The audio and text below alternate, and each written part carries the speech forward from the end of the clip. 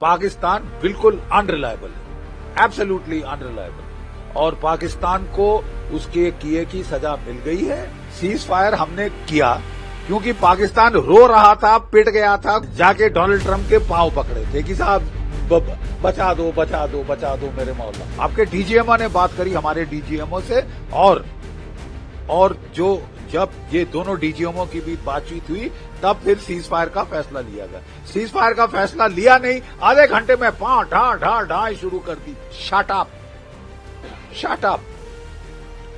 बहुत नुकसान अपना करवा चुके हो और मत करो। हम मुंह तोड़ हमला करेंगे। You understand? ऑपरेशन सिंदूर किसने कहा है खत्म हो गया? Who said it is over? Pakistan बिल्कुल अनरिलायबल है, एब्सोल्युटली अनरिलायबल। और पाकिस्तान को उसके किए की सजा मिल गई है। अगर वो एक झलक दिखाना चाहता है कि मैं मार खा के भी मुस्करा रहा हूं, और उसके जो चमचे हैं लंदन में और तुर्की में, वो बड़े झंडे लेके अगर जश्न मना रहे हैं कि हम जीत गए, हम जीत गए, तुम जीत गए, will show you, will show you. बिल्कुल सही फरमाया, बिल्कुल सही कहा है हमारे प्रधानमंत्री जी ने। मुझे यकीन है कि नेशन को बड़ा हर्ष हुआ होगा सुनकर उनके मुखारविंद से, ठीक है? क्योंकि हम तंग आ चुके हैं यार। सीज फायर हमने किया क्योंकि पाकिस्तान रो रहा था, पिट गया था, गुहार लगा रहा था, जाके डोनाल्ड ट्रंप के पांव पकड़े थे कि साहब बचा दो बचा दो बचा दो मेरे मौला, ठीक है? और तुमको हमने रहम खा के ऑफ रैंप दिया, चलो ठीक है, मान लिया। सीज फायर आपके डीजीएमओ ने बात करी हमारे डीजीएमओ से, आपके डीजीएमओ ने बात करी हमारे डीजीएमओ से, और जब ये दोनों डीजीएमओ की भी बातचीत हुई तब फिर सीज फायर का फैसला लिया गया। सीज फायर का फैसला लिया नहीं, आधे घंटे में पां ढा ढा ढा शुरू कर दी। और सारे, कोई मतलब गलती भी नहीं है कि एक छोटे से फ्रंट पे हुई।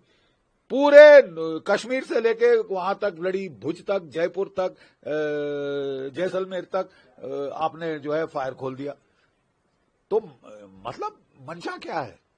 मंशा क्या है? तबीयत नहीं भरी, मार खाई है, पिटी है, बेशरम लोग, वाहियात लोग। कोई और होता तो चुप हो जाता।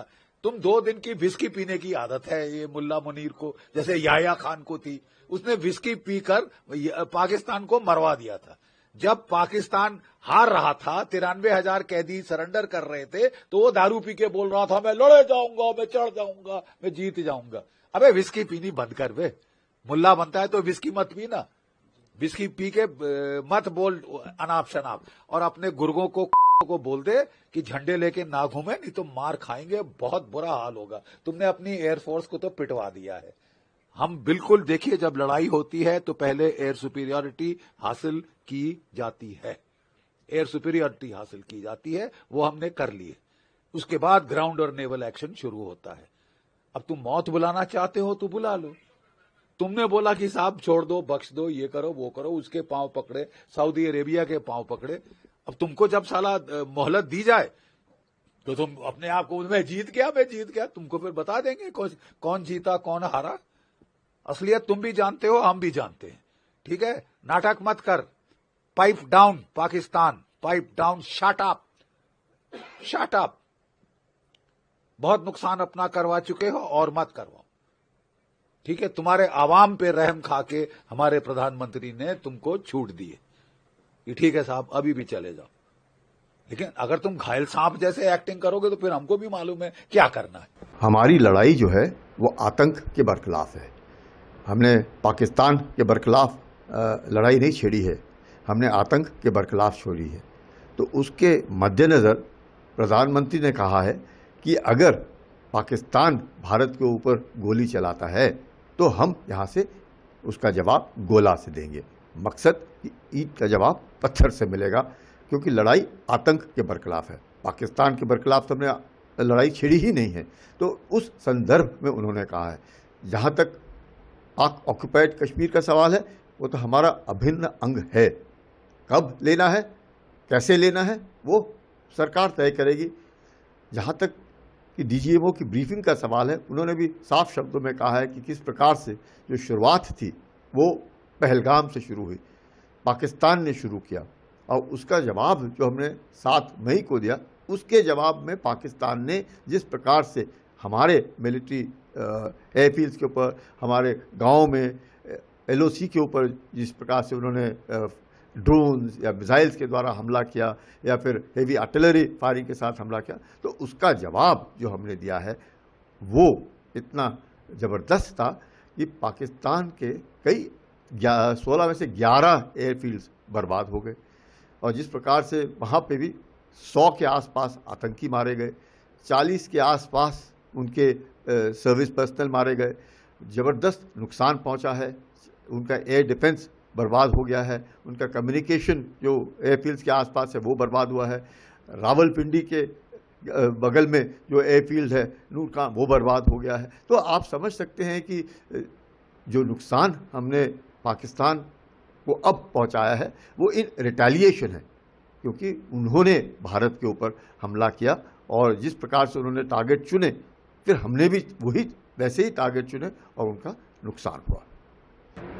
देखिएगा, प्रधानमंत्री ने भी बहुत साफ शब्दों में कहा है और कल की जो DGMO की ब्रीफिंग रही उन्होंने भी बहुत साफ शब्दों में कहा है कि अगर पाकिस्तान जो, मैं ये नहीं कहूँगा स्टॉपेज ऑफ फायर का जो दोनों देशों के बीच में जो एक एग्रीमेंट हुआ है, अगर पाकिस्तान उसको वायलेट करता है तो फिर उसका जवाब दिया जाएगा और इसमें कोई छूट नहीं। और पाकिस्तान ये साफ समझ ले कि प्रयास उनके द्वारा था, उन्होंने फ़ोन किया, उन्होंने कहा कि जो शब्द उन्होंने कहा सीज फायर, हम तो कह रहे हैं स्टॉपेज ऑफ फायर। तो जो भी है, जैसे भी है, अगर पाकिस्तान उसका उल्लंघन करता है तो उसको जवाब वैसे ही दिया जाएगा जैसे प्रधानमंत्री कह रहे हैं, अगर वहाँ से गोली चलेगी तो यहाँ से गोला चलेगा। देखिएगा, इस आजकल का जो मैं कहूँगा वॉर ऑन टेरर या युद्ध जैसे भी आगे होएगा, जैसे ये इंफॉर्मेशन वॉरफेयर, साइकोलॉजिकल वॉरफेयर ये करते रहेंगे, गलत और झूठ तो पाकिस्तान की फितरत है। अभी नहीं, मैंने तो 65 की लड़ाई में भी देखा, 71 में भी देखा और पाकिस्तान का कारगिल में भी देखा कि इतने उनके फौजी मारे गए, उन्होंने तो उन्हें दफनाने से मना कर दिया और कई सालों के बाद फिर उन्होंने माना कि वाकई उनके फौजी थे। तो ये पाकिस्तान की फितरत है झूठ बोलना। मैं तो सिर्फ आपके द्वारा अपने देशवासियों को कहना चाहूँगा कि उन्होंने सिर्फ हमारा जो मीडियम है, जैसे अपने DGMO ने ब्रीफिंग किया, फॉरेन सेक्रेटरी ब्रीफिंग करते हैं या फिर दूरदर्शन के द्वारा जो बताया जाता है, जो ऑफिशियल चैनल्स हैं उनको ही मानिएगा और पाकिस्तान और इस तरह का जो झूठ फैलाते हैं और हम लोगों का भी मैं कहूँगा कर्तव्य बनता है कि इस तरह का झूठ फॉरवर्ड ना करें, इसके ऊपर कतई शक के नज़र से ना देखिए कि हम लोग कोई चीज़ छुपा तो नहीं रहे, कोई कुछ छुप नहीं रहा है, सबको नज़र आता है। आज के ज़माने में तो आपके सबके मीडिया वालों के तो रिपोर्टर सब जगह हिंदुस्तान में फैले हुए हैं, ऐसे कैसे हो सकता है, कोई छुपा सकता है किसी